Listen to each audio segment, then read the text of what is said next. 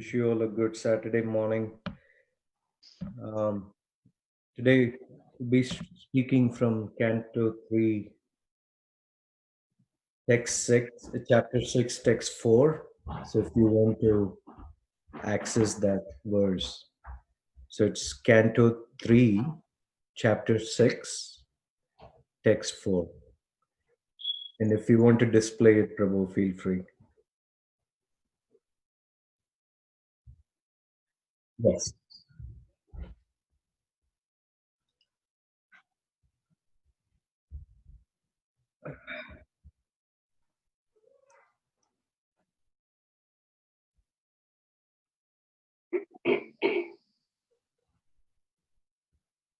Is Pyariman Prabhu on the call as well, Mother Jiva? Yes, he's just getting the Bagavatam. Okay. Just wanted to thank him and you for the opportunity. 364. 364, yeah. You got the wrong one. So this canto, this chapter, I should say, is about the universal form.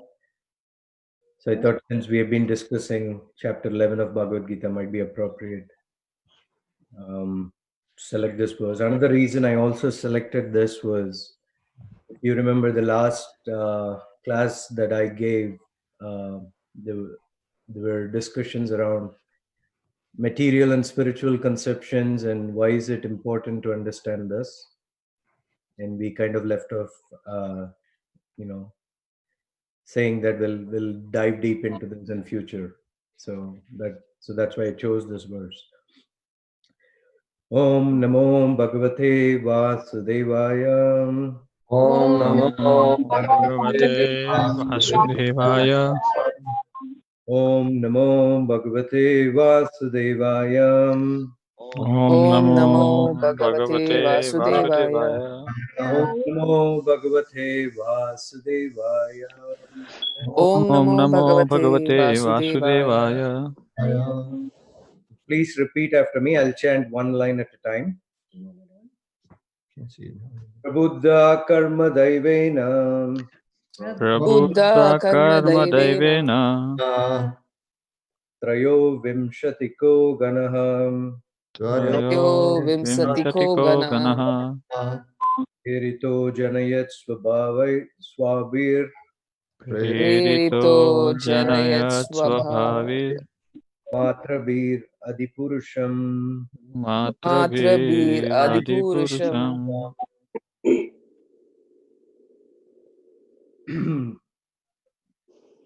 Synonyms. So Prabuddha, awakened. Prabhuda awakened.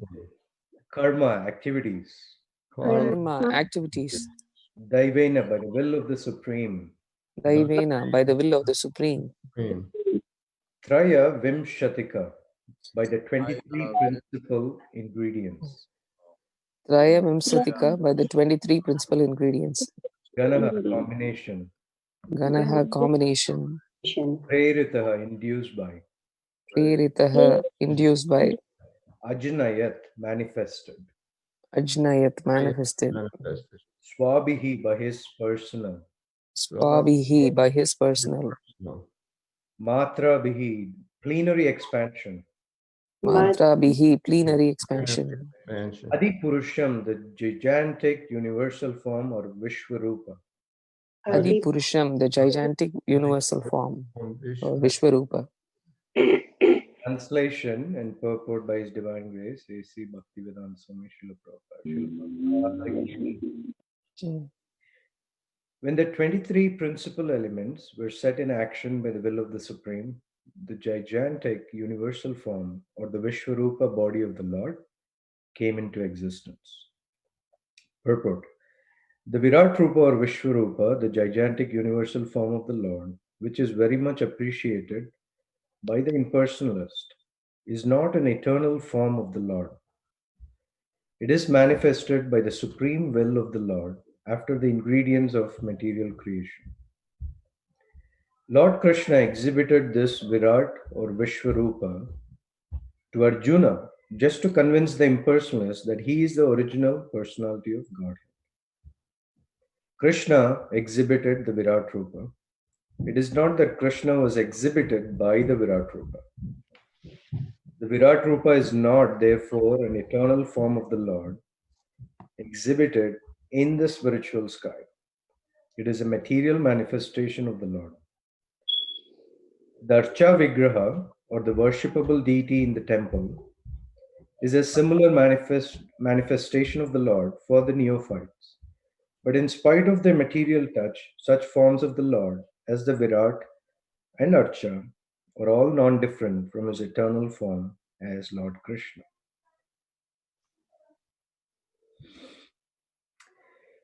Prabhuddha karma daivena trayo vimshatiko gana prerito janayat swavir matrabhi adipurusham.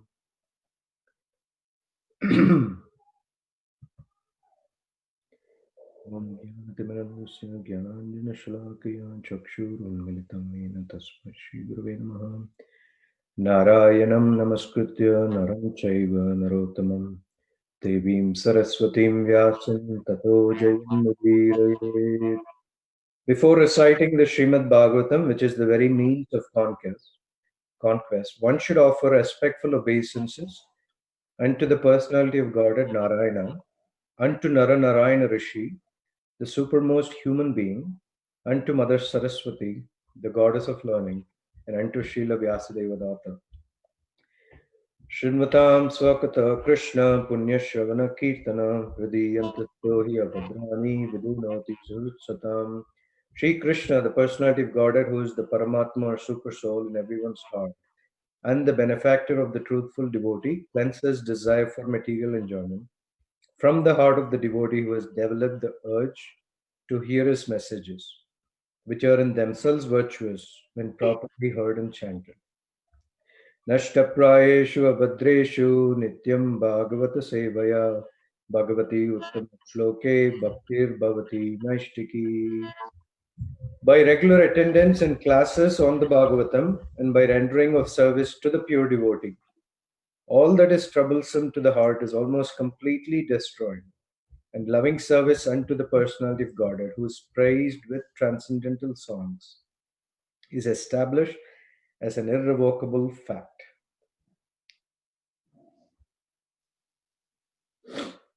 When the 23 principal elements were set in action by the will of the Supreme, the gigantic universal form, or the Vishwarupa body of the Lord, came into existence.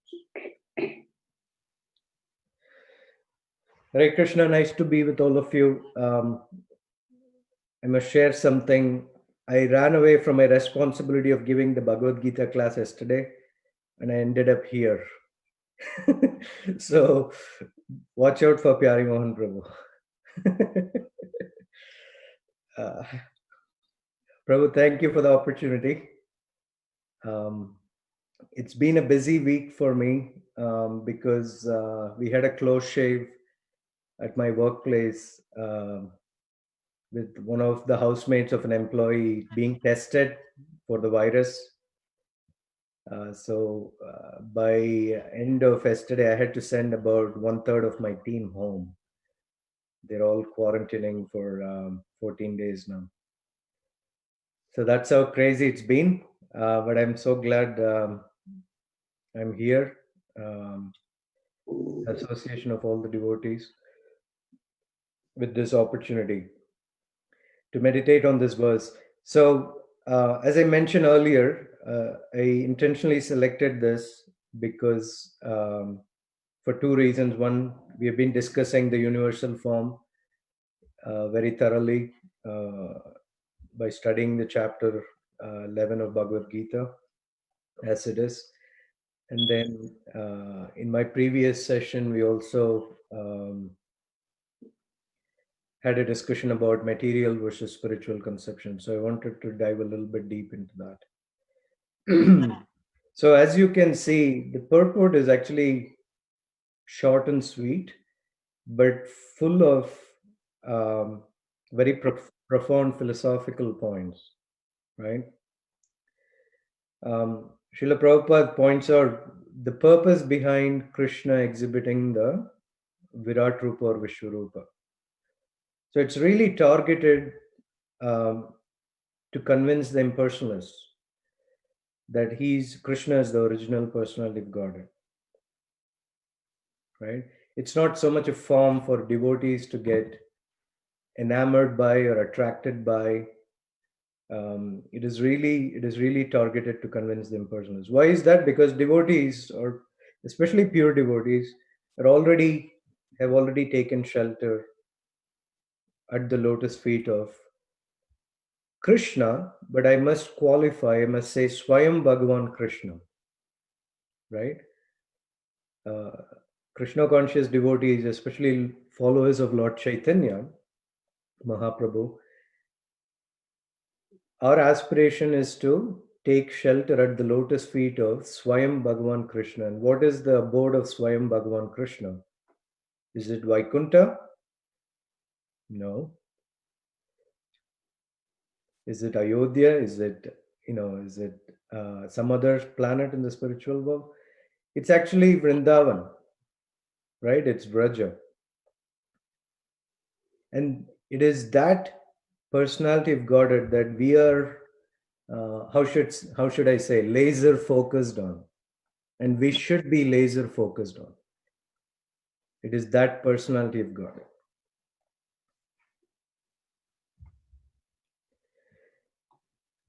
So that's point number one.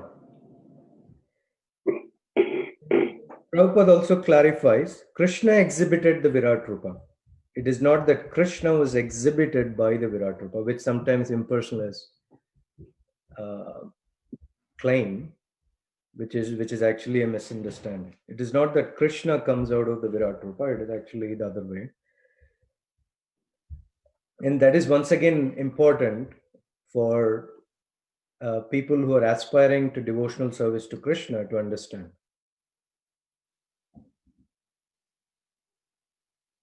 Because why is that important, right? Because one of them is spiritual conception, another is material. So the spiritual conception is Swayam Bhagavan Krishna exhibited the Virat Rupa, right? He's the source of Virat Rupa. The material conception is Krishna was exhibited by the Virat Rupa. So those who say that Krishna was exhibited by the universal form, that is a material conception, and we must discard that material conception. And why is that important to do? Because based on the conceptions that we have in our mind, our actions or behaviors follow. That's one thing, right? More importantly, the conceptions that we have also influence the mood in which we worship God. So if I have spiritual conceptions and the right conceptions, my mood is going to be enriched by those conceptions. And that is the mood with which we worship Krishna. But if my mind is filled with material conceptions, my mood is going to be contaminated by that. And we often see practical implications of this problem, right? And I'll give you many examples that I've come across, and many of you probably have had similar experiences. Because it is not the same to worship Krishna with these two different conceptions. Our worship apparently may be targeted at the same object of worship, but if the conceptions are different, especially if there is such a big gulf of difference, the worship is not the same. And we cannot just say, and sometimes there is hand waving things explained that, hey, everything is okay because ultimately it's Krishna. Ultimately all, what is the famous saying that many so-called philosophers and so-called saintly people say? All paths lead to the same truth, right? Not exactly. Not exactly. And this is why Lord Chaitanya Mahaprabhu's philosophy is so unique and so important to understand. We must live Achintya Beda Beda Tattva on a daily basis. It is not just a philosophical concept that has to be, uh, nicely stored on our bookshelves. No, it is a very, very practical philosophy, and that philosophy comes out powerfully in this purport. So Srila Prabhupada is striking an excellent balance here that Lord Chaitanya Mahaprabhu's philosophy entails, which is the Virat Rupa is different from Krishna. We must clearly understand that it's a material manifestation. It's not one of the eternal forms. Period. But at the same time, it is non-different from Krishna. Right? Because ultimately, Krishna is the source of everything. So we must have these two understandings simultaneously in our minds as we practice Krishna consciousness on a daily basis. Right? And Prabhupada also points out Archa Vigraha because that's much more relatable to us on a daily basis, right? We worship the deity forms, but he's very clearly saying what is the Archa Vigraha here, right? A similar manifestation of the Lord for the neophytes.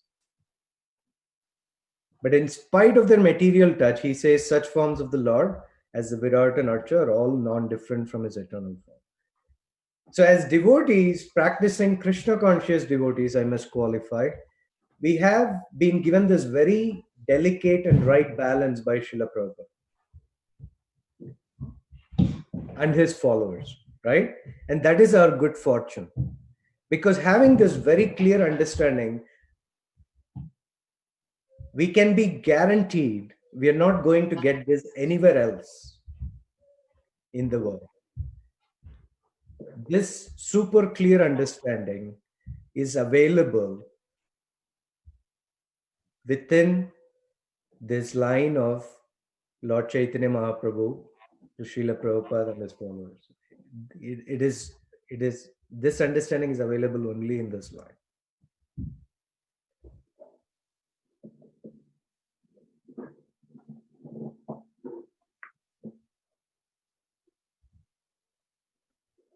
Right?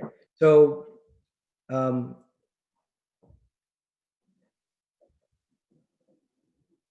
as I mentioned in the previous session, this understanding of Krishna and our relationship with Krishna and the relationship of everything else to Krishna is called Sambandha Gyan, right?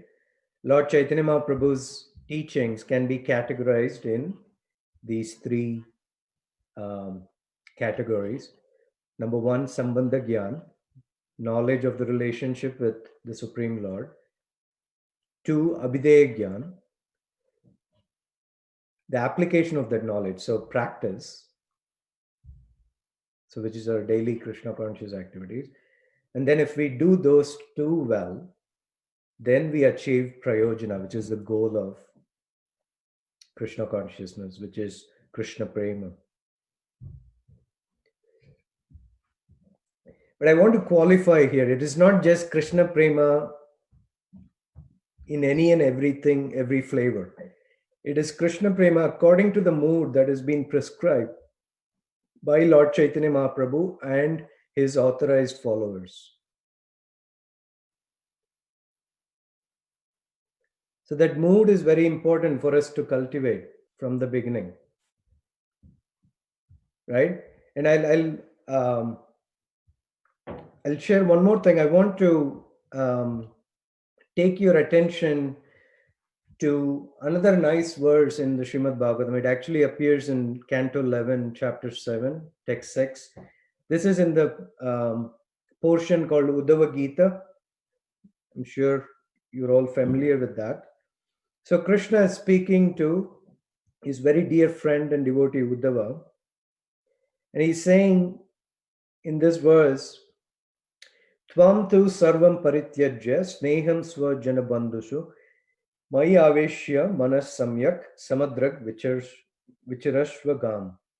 Now you should completely give up all attachment to your personal friends and relatives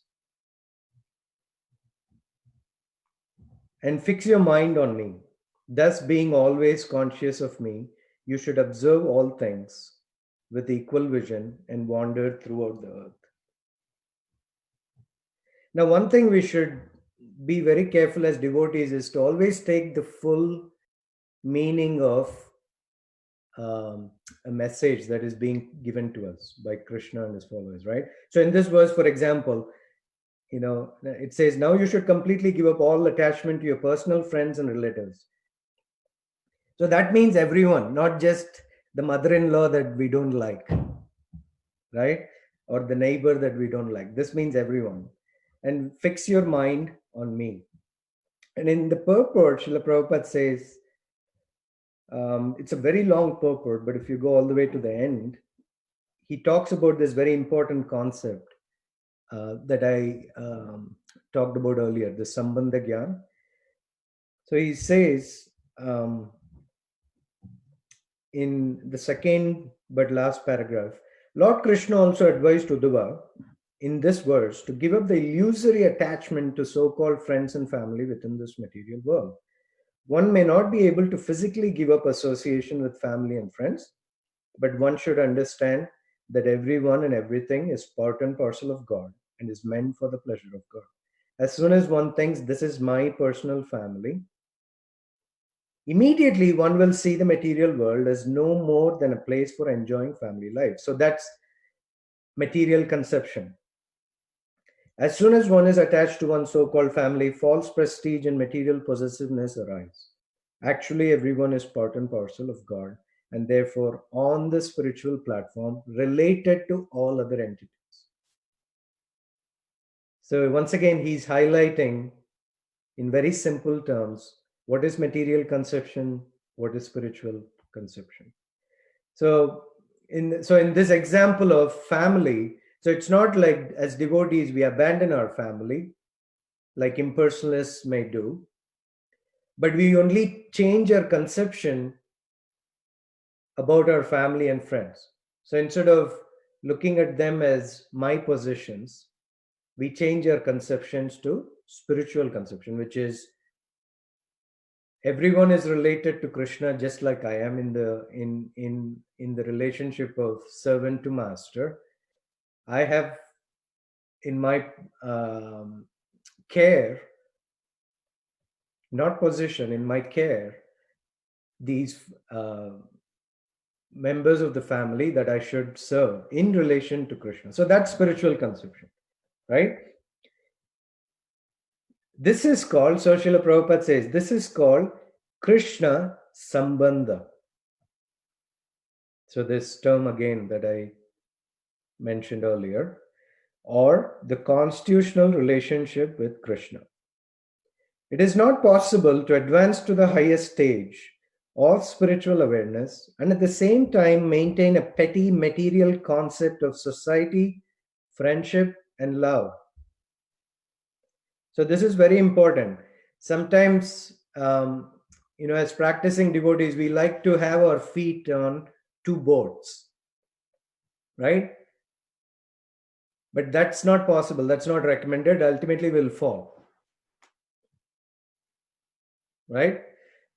So, for example, many of us, especially those of us who were born and brought up in India, we have so many conceptions. Oh my God! But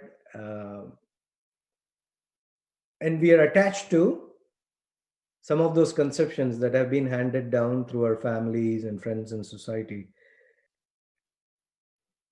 And sometimes we see that devotees don't want to give up those conceptions, but still they want to practice Krishna consciousness. I want to have this, I want to have that. I don't want to let that go. right? But we cannot harbor material conceptions. So conceptions that that are not correct, that are not according to authorized Vedic literatures like Srimad Bagavatam, Bhagavad Gita, Chaitanya Charitamrita. So those conceptions we must abandon. If we don't do this, what we'll see, and we have seen this in many cases, those conceptions will sooner or later, they will manifest in many different ways and will cause a lot of disturbance. And I'll give you a few examples how these conceptions manifest, material conceptions manifest. Number one, they could manifest on your altar at your home, right? And I've seen this in some cases. There are sincere devotees, they're trying to practice, but they're attached to some conceptions, material conceptions. So you see on the altar, along with the forms that are prescribed by Srila Prabhupada for ISKCON practitioners, you will also see other forms finding their place on the altar. And it may be a form of Lord Ganesha. Why? Oh, because Prabhupada said Nrsingadev and Lord Ganesha plays similar roles, so it's okay. So let me put Lord Ganesha on the altar, right? And then someone else has some other idea or some other preference, personal preference. Why? Because they were handed those conceptions down from their family. Sometimes I've seen even worse. It's not even authorized demigods. It's actually, some bogus saints. Sometimes they find place on the altar, or if not on the altar, right by the altar, there will be pictures of Srila Prabhupada and the bogus saints. Or this is a classic one. Someone will put Krishna with the flute on the altar. Just Krishna. There is no Srimati Radharani. I've seen that as well. Or sometimes it's a little bit more benign. It may be forms that are recommended by, say, Madhva Sampradaya. It may be forms that are recommended by Ramanujacharya Sampradaya or Nimbarka or Vishnu Swami. It can be many different forms. And they all somehow find the way onto the altar that should actually be dedicated to infidelity to Srila Prabhupada. But unfortunately, sometimes our mind gets splintered because of bad influence. Yeah. And we start rationalizing, right? And when do we start rationalizing? And I'll connect this to another material conception that we have. Okay.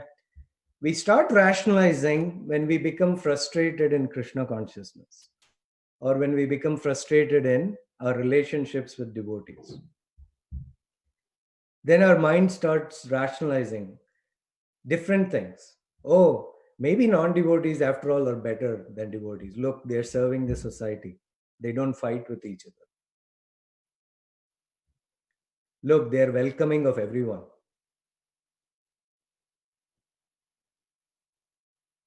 Right? They're not fanatical. So maybe I should start associating with them. Maybe I should go hang out with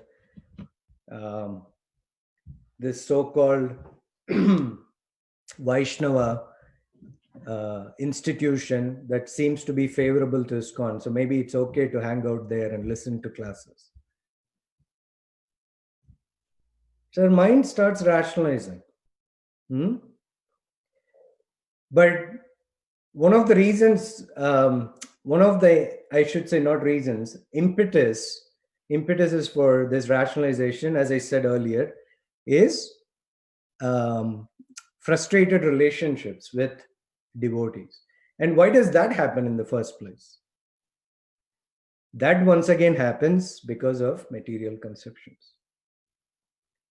We have our own notions of what a devotee is or should be or should act like. And I've heard this from many devotees. Oh, this guru, he smiles more. That guru, he hugs more. This guru has more followers. So he must be more transcendental. This guru doesn't scold me. So he's not subject to anger. So he must be transcendental. Or another interesting material conception is that crops up in our minds is, oh, this senior Vaishnava that is guiding me, they are same as this guru here. They're all one.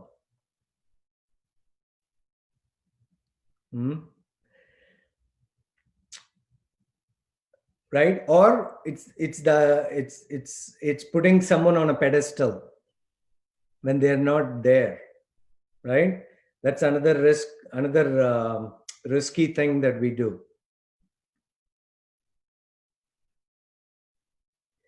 I've heard when I was once in a retreat in New Jersey, there were a couple of devotees who were talking to me.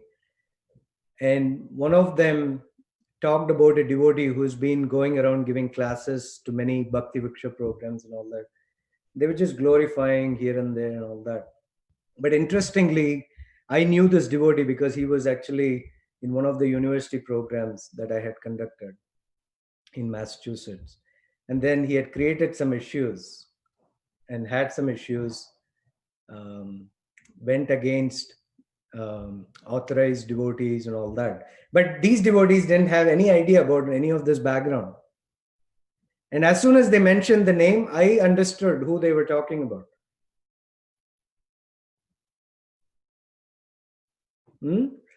But I didn't criticize them or anything. I just cautioned them a little bit, because the tendency there was to put someone on a pedestal. Why? Because the reason they gave, they said he has thousands of YouTube followers. That's become the criterion for judging a devotee now these days. If you have a lot of YouTube followers, you are a Madhyamadikar. That's a material conception, right? Now, it doesn't mean every devotee who has thousands of followers on YouTube is not qualified. So we have to be careful on that note as well. But we have to be very careful. We have to be very careful in coming to judgments and evaluation. And we can be careful if we have very solid spiritual conceptions. We clearly understand who is Krishna, who is Guru. And I'm assuming all of you have come across this very nice book. It's called Spiritual Master and Disciple, if I am remembering it right. Highly recommended, because it's a collection of various quotes and teachings about who a spiritual master really is and who he is not.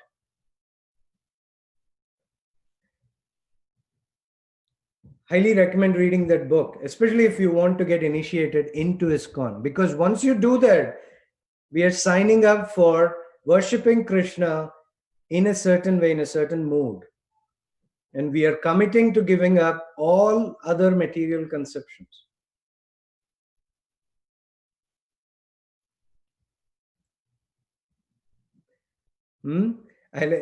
Talking about Guru and initiation, I'll mention two other material conceptions that come to my mind.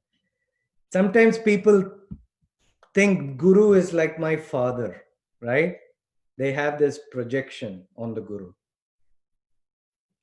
And why does that happen? One reason is, too often in this world today, many of us have had either non-existent or bad relationships with our own fathers. maternal fathers, biological. So what happens because of that, you can say trauma or unmet needs? Sometimes when we practice Krishna consciousness, when we come into the association of senior authority figures, we project our father on them, right? And it happens in two ways. And I've studied this very deeply because last 10 years I've been associating with a devotee who is a psychotherapist. So all kinds of examples I've come across. So it happens in two ways. Sometimes devotees, because of their bad relationships with their biological fathers or incomplete relationships, sometimes they think of a guru or an authority figure in ISKCON as to be, you know, I don't want to say hated, but detested, right? So they have that fear. Will this authority figure fail me? But it's not so much about this authority figure in Krishna consciousness. It's about your father who might have caused that anxiety because of his actions, or it could be some ancestors in your system. But our mind projects it on any authority figures. So sometimes we are very nervous and we are very scared to enter into relationships with authority figures. That's on the one hand, that's one type of material conception that manifests. In another different case, it's the other way. We become overly materially attached to senior Vaishnava figures in ISKCON. We think they are my father. And it sometimes manifests in some very awkward relationship exchanges and sometimes even humorous. One humorous thing we constantly do is devotees often go to sannyasi gurus and ask them, should I marry this girl? It's like, why would you do that? That's a question that should probably reserved for your own parents or at least grihastha senior Vaishnavas. Why would we bother sannyasi gurus? Unless there's no other option. If it's an emergency, okay, maybe if the guru is very kind, he or she may extend their counsel on such matters. But we have to be very careful about these things because once you ask for an opinion, now you have to consider it carefully and maybe sometimes even apply it. And I've seen in many cases where devotees, we did that and applied it, and then we had problems. And then we start blaming our own teachers. Why? Because we think they made that choice for us.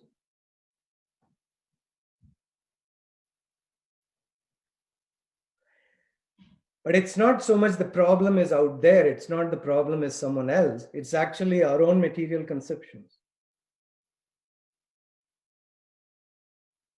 about who Krishna is, who devotees are.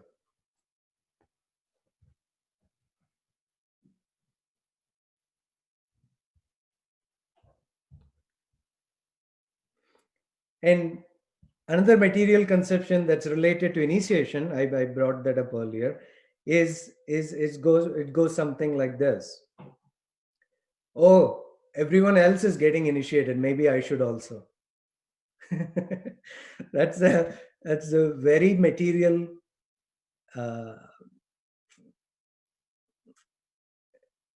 way to look at initiation. If it is not, especially if it stands alone, if such a conception stands alone,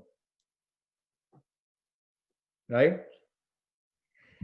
Hey, I've been practicing for so I asked one devotee that I was guiding, this was a few years ago. They came to me, Prabhu, I want to get initiated. I said, that's nice, but can you tell me why? Oh, I've been practicing for 10 years. I thought, I should be by its time. It's, watching the clock.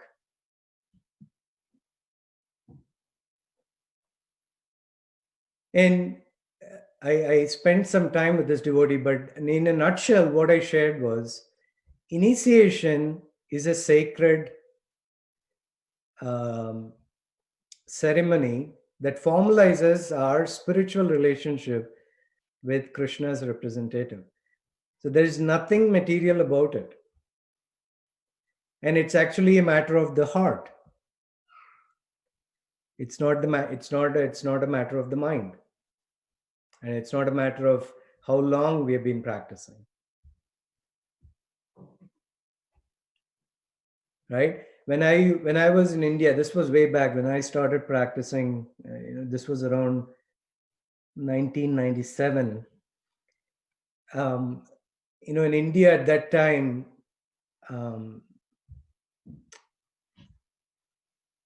Krishna consciousness was spreading a lot, and devotees were cultivating many newcomers, and naturally there was this focus on initiation, right? And I was a little bewildered because there was so much focus on timelines and milestones, right?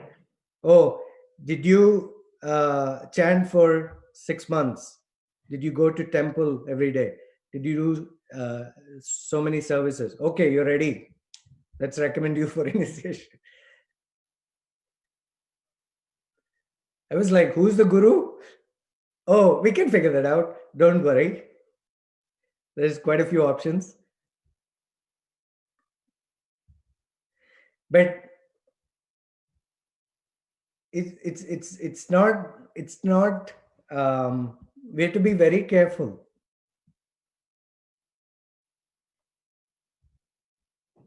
Krishna consciousness is not a material activity. We cannot approach it like we would approach our academic work. I've taken 20 credits, now I should complete my PhD. Right? Give me a degree. If you don't give me a degree, I'm upset. I'm going somewhere else.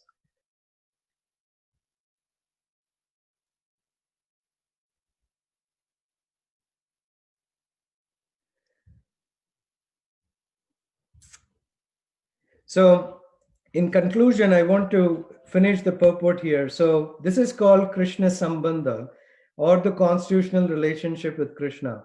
It is not possible to advance to the highest stage of spiritual awareness and at the same time maintain a petty material concept of society, friendship, and love.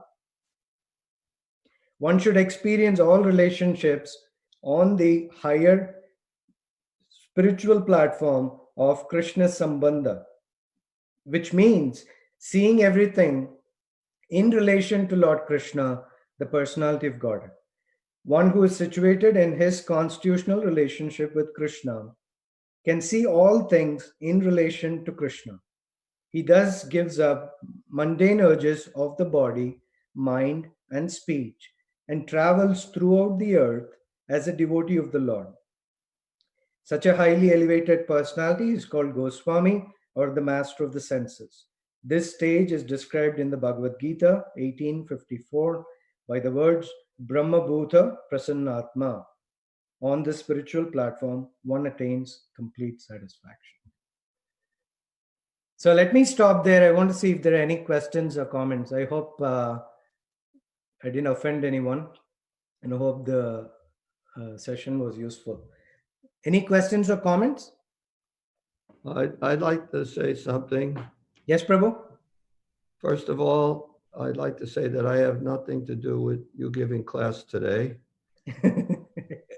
So by you not doing class yesterday, Krishna directly got back to you. I had no idea you were even giving class. Oh, okay. But I'm very glad that that you did give class. I thought your class was really very, very good. You spoke about a lot of practical things. Uh, I think speaking about the altar is something that's better coming from an Indian person than from a Westerner. I think that was really good. I liked the class. I don't really can't think of any questions. Oh, the only thing I can think of that you probably could elaborate on is, if somebody is around following the principles, and practicing Krishna consciousness for 10 years, you do encourage them to get initiated. It's like, why don't you get initiated? It's not like Right. you don't. After so much time, if you're doing this, that's the next step. You have to take the next step. Right. And then one thing you said, which I'm not certain would be the case, is when you ask them who should I get initiated by, and then they say, oh, there's so many people. Generally, that's not the answer. Generally, the answer is you get initiated by my guru. Right. Right. And that's a material conception as well. Yes, definitely. Right. Yes. My guru is, because it's coming from the conception, my guru is better than someone else's guru.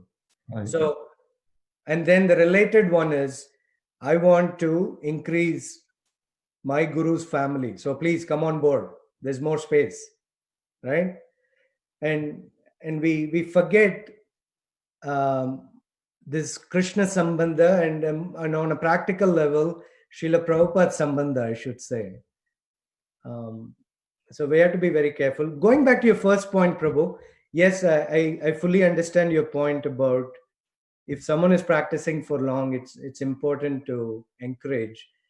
But I'm also thinking, right, one thing I personally like to see is if that person is feeling inspired, I look for that, and then it allows us to build on it a bit more.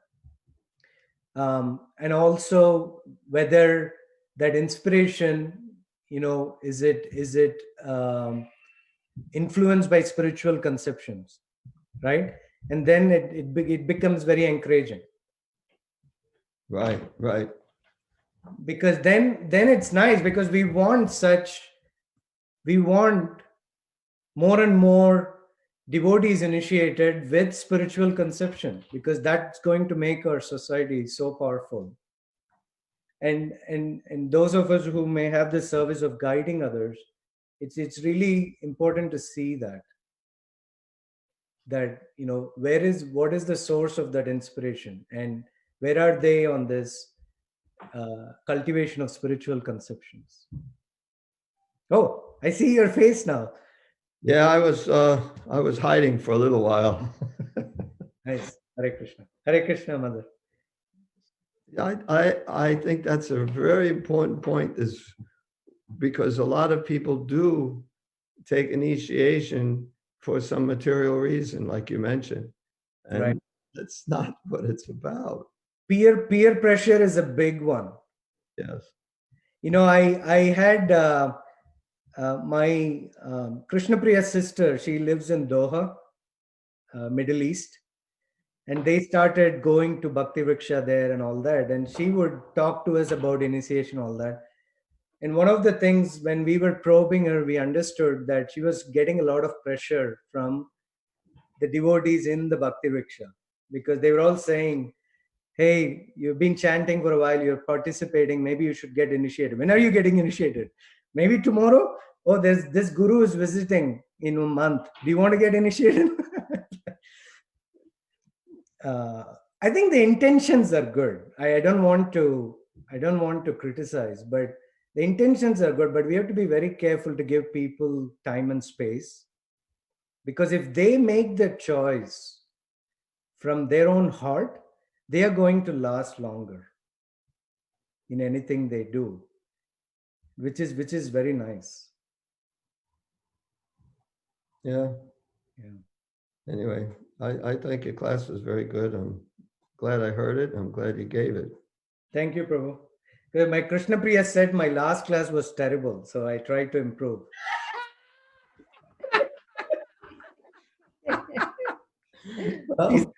She said, that's why I asked you to eat dinner before giving class.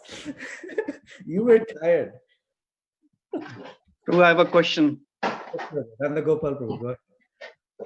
So, Prabhu, the question is, you mentioned about the altar, going back to that subject. How should a devotee, when see that happening, saw an altar where Krishna and all the forms that Prabhupada recommended are there, but there's another demigod. How should a devotee react to it? Now let me. Sorry, who's How talking? should it, Who's- this is Anand Gaurangadas Prabhu. Oh, sorry, Prabhu. I mistook you. No for- worries. Hare No worries. Krishna. Hare So Krishna. how should we respond when we see such altars?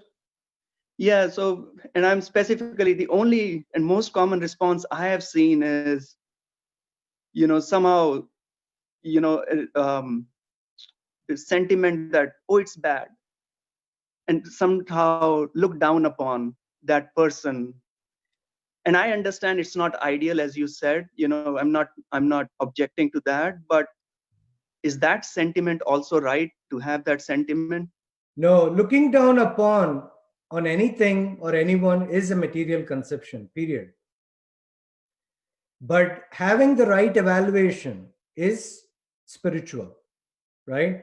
So, for example, let's say we come into someone's home that has been practicing and we see that altar and it has forms other than what is prescribed. The evaluation in the heart of the devotee is this is not authorized, but I also understand that this family is in a certain level right now. And let me pray to Krishna and Srila Prabhupada to guide me on how to help them here. Right? So that's one thing. Another is if you have great relationship with this person, then you could probably talk to them about it, the importance of it, but try to understand first why they are doing what they are doing before giving recommendations, because having them speak will allow us to better understand what is the source of that issue, right? And it may be something very sensitive that we don't know. Maybe that form that they have on the altar was given to by a parent who deceased recently and they wanted it to be there. I don't know. So I think we should be a little bit sensitive to that. But at the same time, we cannot allow our parampara to be diluted. Right? So it's a fine balance. It's a very delicate balance. One thing I would do is make sure that we don't conduct home programs where newcomers may come and see that altar and think that, oh, this is Krishna conscious altar. So we may have to refrain from that until that person comes to a better level of understanding. So there may be measures like that we may have to take, because we want to make sure people don't walk away with the wrong conceptions about ISKCON and Srila Prabhupada. That is at least my understanding, very, very important, right? So like I've seen for some time, for example, in this may be a little bit sensitive topic. I ask for forgiveness in advance. But if a temple room, I've seen in one or two places used for Ashtanga yoga performance, that to me is a bit concerning, because when a newcomer comes, they'll be confused. Oh, is this Krishna conscious practice? Maybe it is. So it's okay. I can go and do it. That's what Srila Prabhupada looks like he's prescribing. Chanting, but also do this. But if someone wants to do Ashtanga yoga in a loft somewhere else, go for it. If you are cultivating people, using that as a strategy for university outreach or things like that, maybe okay. So there may be a place for strategies, and we have to be very careful about not diluting. I go back to that again and again. The core of ISKCON, right? And making sure people clearly understand what is the pure form of ISKCON. I think it's very important when we conduct home programs that people walk away with that impression. Yeah, I got purity here. There wasn't mixed messages. There wasn't like you could do this, you could do that, everything is okay. No. So Prabhuji, in this, But to do all of that in a very gentle but at the same time very persuasive manner without offending or without hurting sensitivity. So as you know, Prabhu, very well, more than me, it's a fine balance. Sorry, go ahead. You were saying something?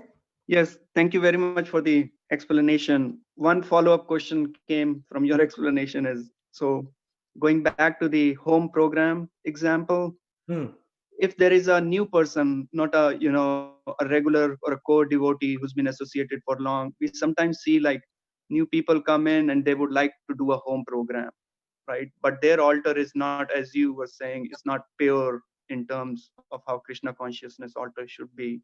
Right. So what do we do in that case? Are you suggesting we say no, or I can share a thought, but I also want to invite Pyarimon Prabhu and Mother Jiva to maybe pitch in on this. I think getting guidance from senior Vaishnavas is always a good first step, especially from the local temple president. I think should always be consulted, in my understanding. But once again, I'll give you another example that I've come across. In when we did home programs, at least once or twice, there was a newcomer who wanted to sing some other bhajans that they were used to, right? And I said, it's nice, your intention is nice, but unfortunately in this forum has a certain purpose and we follow certain procedures. It's very strict, right? And people even in the material sphere do this all the time. They don't allow anything and everything to be part of a program, right? For example, if you're giving a training on project management, you don't want someone else coming and talking about stress management, for example, right? It's just not the purpose of that forum. So I politely declined. And did this person come again? No. But did I protect the other devotees who were coming regularly? Yes. And in another situation, very similar, that person understood and they came back again. So, what I've seen is often we take some, so we have to be very careful. Often we may take some measures because we want to please someone. I don't want to make them feel bad, or I don't want them to think of something about me or someone else. But that's a material platform, that's a material conception. Rather, if we stay true to our parampara, Guru Parampara, and Srila Prabhupada's teachings and explain things in a proper way, I think people will understand. And if those who don't want to be part of the forum, they're welcome to go somewhere else. We don't force anyone. But at least we have preserved the purity, which is how Srila Prabhupada's ISKCON expands. It's not by any other material gimmick, right? Purity alone will expand the society. Is that helpful, Prabhu? yes, Prabhu, thank you. Okay. Any other questions or comments?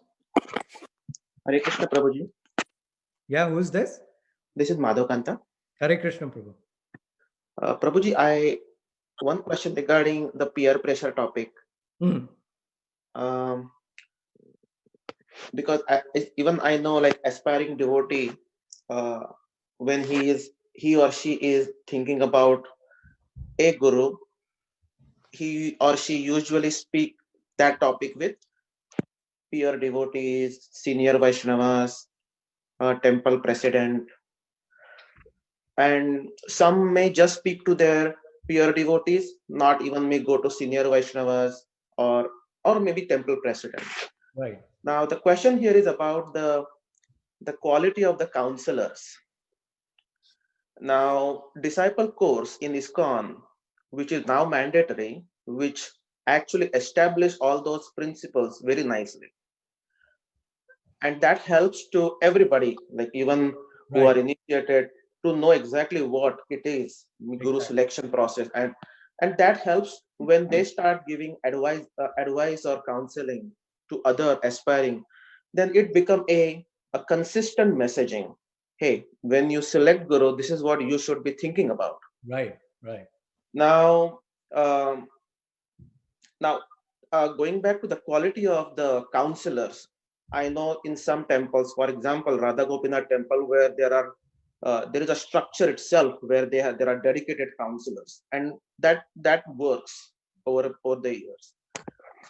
Do you think, on the practical basis, should that be a focus in a congregation to keep improving or at least building that quality of counseling among the senior, or everybody, not just senior but everybody, so that they keep understanding these common foundational topics?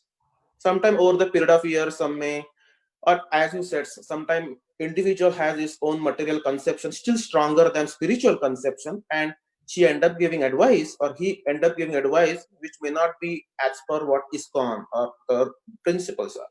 Right. Right. So thinking about that practical ways, how can we do that on a regular basis, improving or maintaining the quality of the counselors or counseling? Maybe with Pyarimohan Prabhu's permission, I'll share a few thoughts, but there are several aspects, that very important points that you're raising, that I want to defer to Prabhu, but I'll with his permission, I'll share maybe a few principles, if that is okay, Prabhu. For me, sure. Okay. So, Madhavakanta Prabhu, thank you for this very nice question. I fully agree with you, right? Because spiritual conceptions is one, and there is knowledge of it, there is abundant knowledge of it. But what is even more important is having devotees who are living those conceptions and are able to guide others, right? So this is why those of us who have been practicing for a long time, it is important for us to cultivate these conceptions, and if there are gaps, we must address them quickly and without ego, without false ego. We should address those gaps, because if we can do that, we can quickly come to the platform of Madhyama Adhikari, which allows one to guide devotees who are relatively new to the movement, right? So it's a critical need for the society at large. You're absolutely right. And we know in our society, there are very nice examples of that happening in many different places. There are other places where, there's scope for improvement, right? But nevertheless, it's a very important principle, because if a counselor or a mentor does not have spiritual conceptions and is struggling with material conceptions, and say a lot of them, then it's a cause for concern, and it can lead to more harm than good. I'll give you one example that I came across, and these material conceptions can manifest in very subtle ways, okay? And we have to look out for these. So for example, I noticed a picture. One devotee shared a picture, and it looked like this. I'll describe it for you. I don't have the picture in front of me, okay? On the wall, there was the picture of the guru. And on the chair below that picture were the counselors or mentors. And then below the chair on the floor were the couple who were taking guidance from that mentor or counselor. When I saw this picture, something bothered me about this. Okay. And what bothered me was, didn't seem right. The positions in the picture didn't quite seem right. And I'll explain to you why. Okay. What I would have liked to see is, there is a picture of the guru, sure, and there is, let's say, assume there is parampara right next to the guru. So first we understand the position of the guru, ISKCON guru, say, that is existing today, and then there is guru parampara, right? So we understand, okay, here is the guru and the relationship of that guru to Srila Prabhupada and others. So that's very important conception to have, right? Just like we have on the altar. But then what I would have liked to see is the practitioners, so the couple that is practicing, below those pictures, and then the mentors or counselors on the side supporting.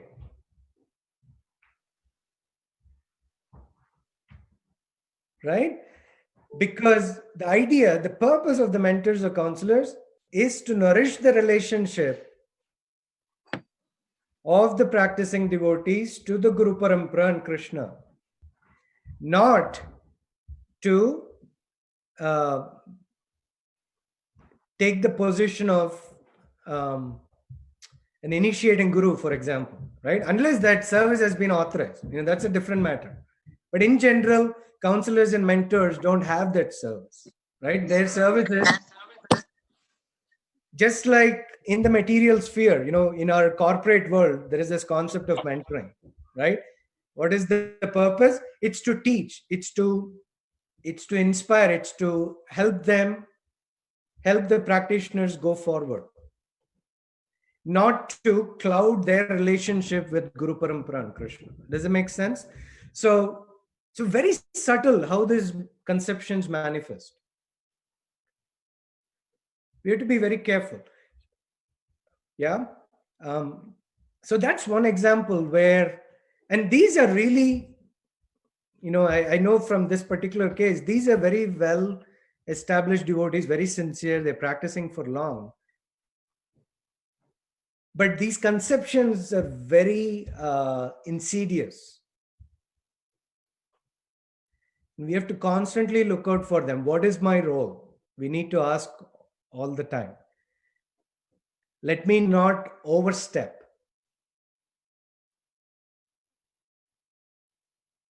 I have a very specific role. And that's Krishna's plan, that's Krishna's purpose, and that's the role that I should discharge. I shouldn't try to be someone else. Yeah. So in short, I agree with you, and maybe if Pyarimohan Prabhu has more comments on this, because your question raised other practical aspects as well. Prabhu, do you have any further thoughts? Me? Yeah. Yes, I always have thoughts and comments.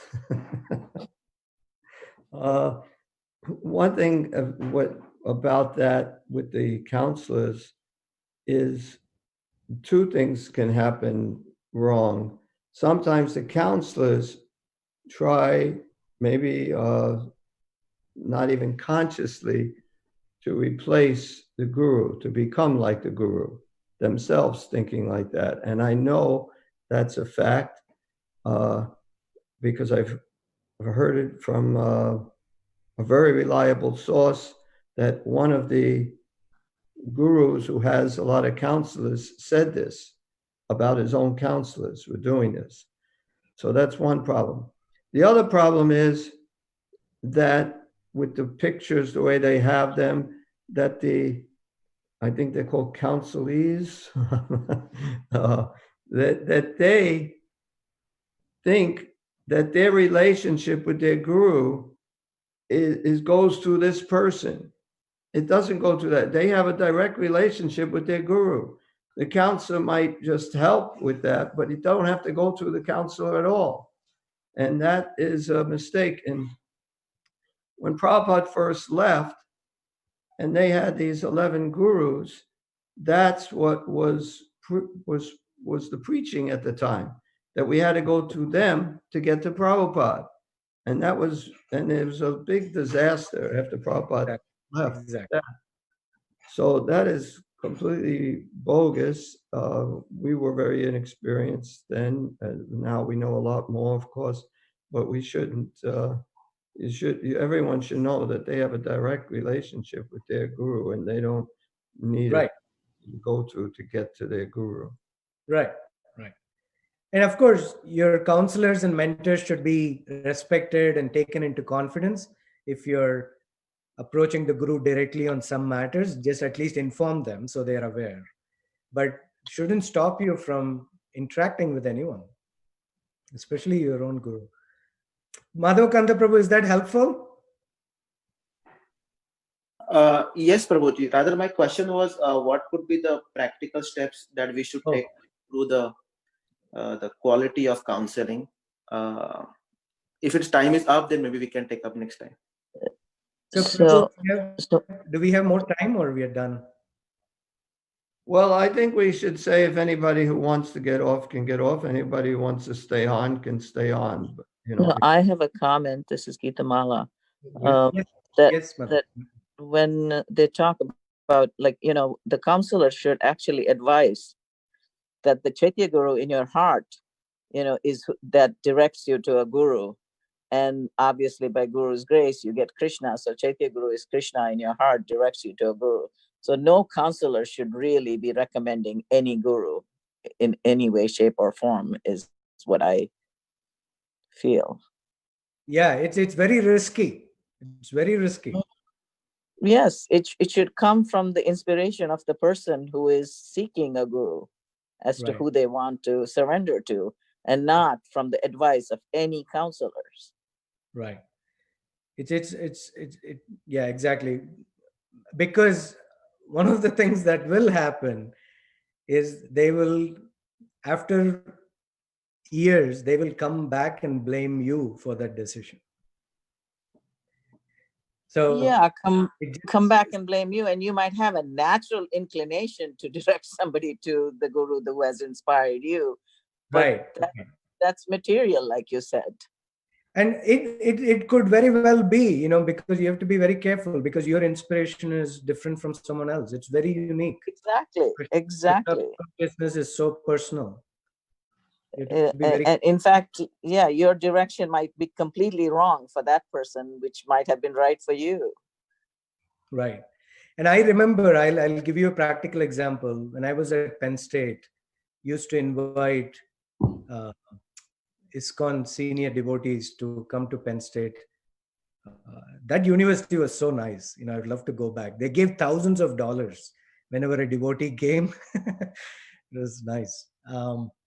But I had many, many senior sannyasis visitors, and what that did for the students that came to my program was to expose them to the beautiful flowers in Srila Prabhupada's vase, right? And I remember one Mataji, she was very inspired, and that was the first time she attended a program. And immediately she found a connection, and I'm not going to take names, with one ISKCON sannyasi, just immediately. And I was like, wow, something must have happened in previous life. And then she built that relationships, and I didn't even have to be on their way. I just invited this guest. That's it. And so Krishna works, to your point, in mysterious ways through the devotee's heart. And so our position should be to allow that to happen. That's the position of service. And going back to Madhavakanta Prabhu's practical aspect questions. So Prabhu, I think this is a broader discussion, or I should say deeper discussion that should probably take place. But we do need, I think it would be prudent to identify. So before we jump into establishing or institutionalizing a new process or a new thing, I think it's important to first establish roles and responsibilities, if you will, right? Get role clarity on paper. Who is a mentor? What is the role of a mentor? What is the role of a counselor, right?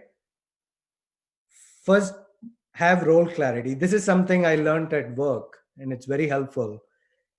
Before we go and implement a big process or new changes with the organization, try to come up with what are you thinking in terms of role clarity? What is this role meant to be? That would be a good exercise for especially senior devotees in a congregation, any congregation, to do, in my opinion, because that will nicely set the stage, like I think you alluded to earlier, which is establish a standard that everyone can commit to, right? And then you can say, okay, now that we have the role clarity, who's qualified? Are there devotees who are qualified to basically function in that role, just like we would do in the corporate world? You have role clarity, and then you go hire someone that is a good fit, right? And then we can start building from there.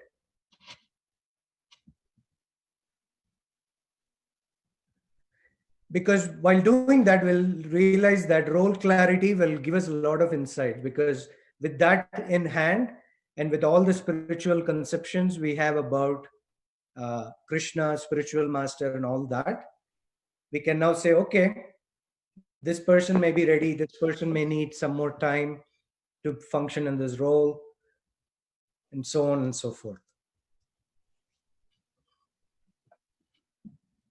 And I'll probably maybe take an action item from this. I'll talk to Pyarimohan Prabhu offline about this topic and see, if there is something tangible we can do, something practical.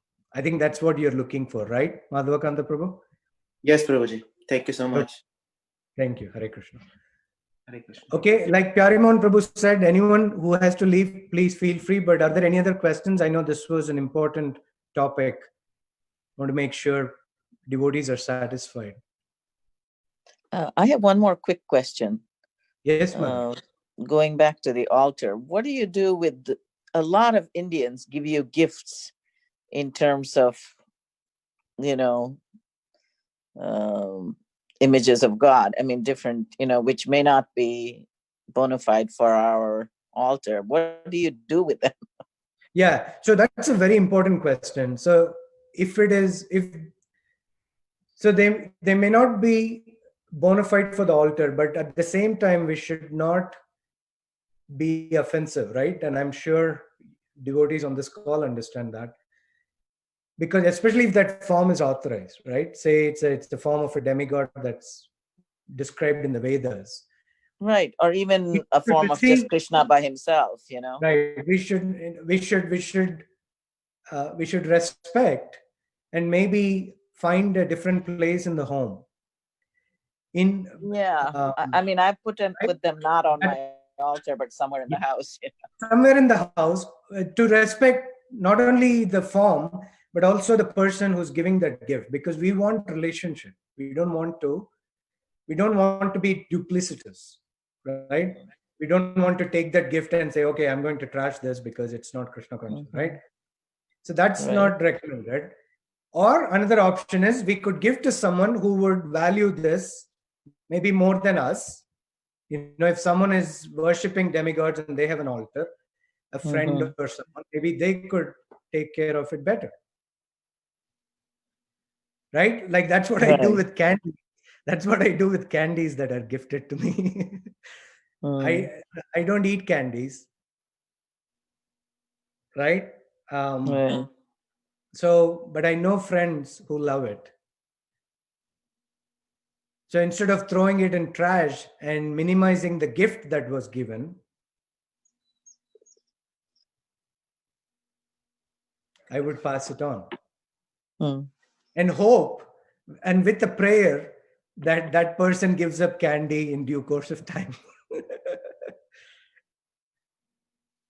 Sounds good. Yeah, thanks. Yeah. Okay. Thank you. Nice practical question. Any other question? Yeah. Who's that? Oh, Rasraj Prabhu. I see you picked.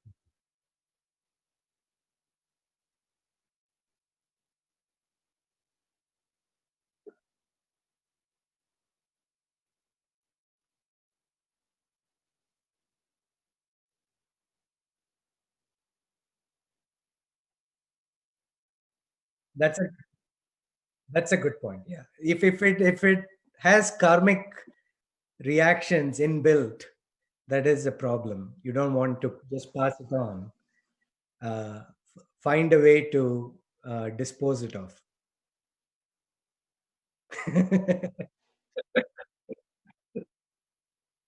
Yeah, yeah. Thank you for that clarification.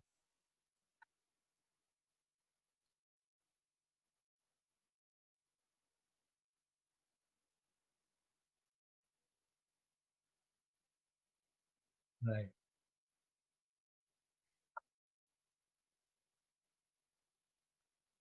But but I want to be a little bit careful there. So onion and garlic is not sinful same level as meat or fish or eggs. So we have to be a little bit different maybe in our approach there. Um, so there's a little bit of distinction there. I would, yeah. But if anything that's grossly sinful, you're right. We don't want to pass it on. But Prabhuji, there is also something known as apat dharma in one sense. I mean, Prabhupada even what was sanctioned his sister cooking fish for her husband, who would insist on it. You know what I'm saying? She herself was a pure Krishna conscious devotee, but sometimes there is like situations where you are, put in a situation that your hands are tied, so to speak. So you bring up a very good point. But I want to say that so anything that Srila Prabhupada did, I'm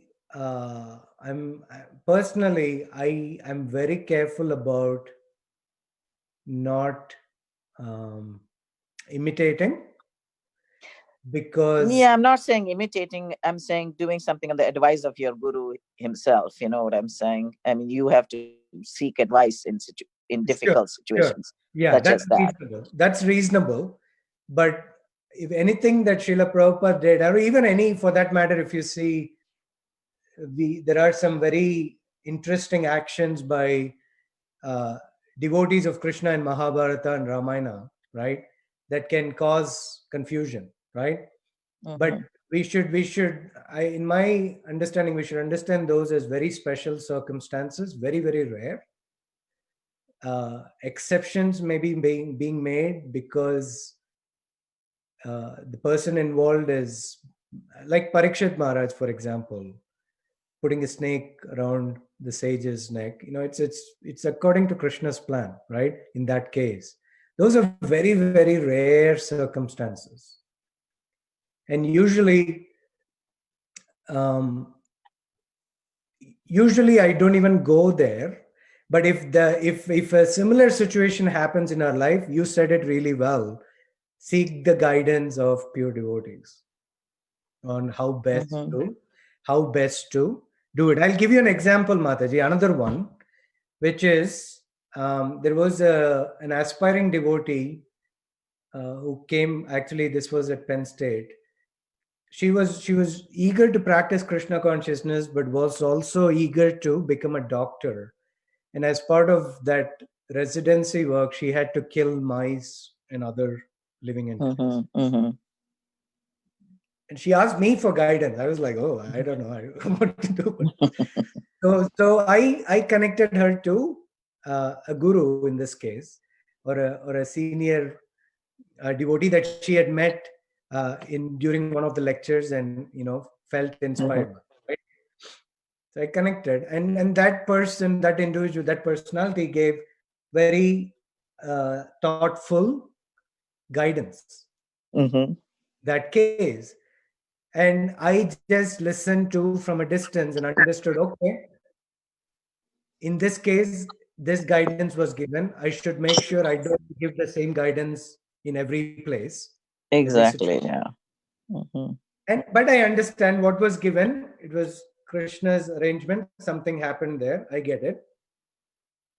And that's where my involvement stops. Right. Mm-hmm. So, like you said, it's very case by case basis, and we have to involve the right people. Once again, that's where spiritual conceptions matter, because often what happens, to Madhavakanta Prabhu's earlier point, if such deep problems or questions are brought to people who are not qualified, then it could lead to bad guidance and Mm-hmm. more harm than good. Right. Yeah. It's not in certain exceptional cases. It's not a one size fits all. Yeah. Exactly. It's not a cookie cutter recipe. I'd like to say, I don't think that Prabhupada, I never heard Prabhupada said, sanctioned that she should do that. I don't think it had anything whatsoever to do with our Srila Prabhupada, with his sister. His sister did that. And Oh.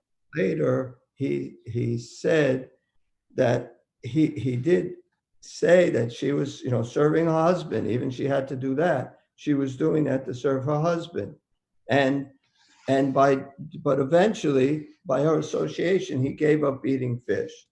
So it wasn't Srila Prabhupada was consulted at all about it beforehand. Oh, really? I'm mistaken. I thought Srila Prabhupada, she had asked Srila Prabhupada for advice. I thought, should I do it? Thank you for clarifying, Prabhu. This is another, and I like Mother Geetamala's response to that. Very nice.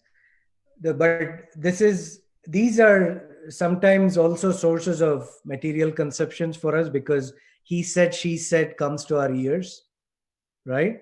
And we have to be very careful about that as well. That's one of the reasons why long back I stopped debating on online forum. So I just want to clarify. So Pyari, you said Prabhupada did not ask Prabhupada for advice on that? As far as I know, Prabhupada only commented on it that she did this, not that he had anything to do with her doing this. Mm-hmm. And by doing it, it was, he was saying it was like the right thing for her to do, because she has to serve her husband. Her husband. Okay. But by being a staunch devotee, he eventually gave up eating fish. Of course, she didn't eat fish, but she had to cook it for him. She cooked it for him. Mm-hmm. Real surrender. So we don't understand, the whole proper way a wife should treat her husband and how the husband is. I mean, the whole thing it's so Kali Yuga. In America, things are really a lot different. Right. Right now the wife will say, cook it yourself. Well, in my marriage too, early on, I used to cook, but after a while, I said I'm not cooking anymore. and he did eat it in restaurants, but strangely enough, about 20 years ago, he did give up all meat, fish. Maybe occasionally eggs. He does, but outside the house, he doesn't do it anymore, which is really shocking to me. So. Well, the different things work. Some is you actually nice and it works. Some is you're not so nice. Any final burning questions? I should say. No, but in the defense of that family that had the asana and their pictures and the guru's picture, the counselor's pictures, maybe they felt they were doing the right thing because we're supposed to offer respects to the Shiksha Guru as much as the Diksha Guru, you know, so they're new, they're trying. No, yeah, I think nobody's, I don't think it was criticizing them. Like they, they're simple. Yeah. Yeah, but we just have to be careful not to judge. Right. And also, I think it's important maybe not to advertise such pictures in online forum and all that, because people don't understand the context. It was online? Yeah, it was. And then I saw it as well.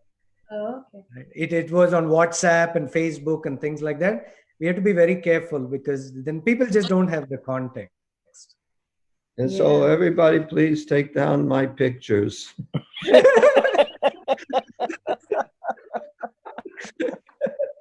Okay. Okay, I know all of you are busy, have busy days. Thank you all very much.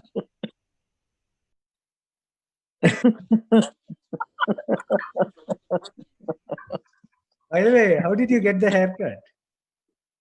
Oh, I have a wife. Oh, you haven't seen his video.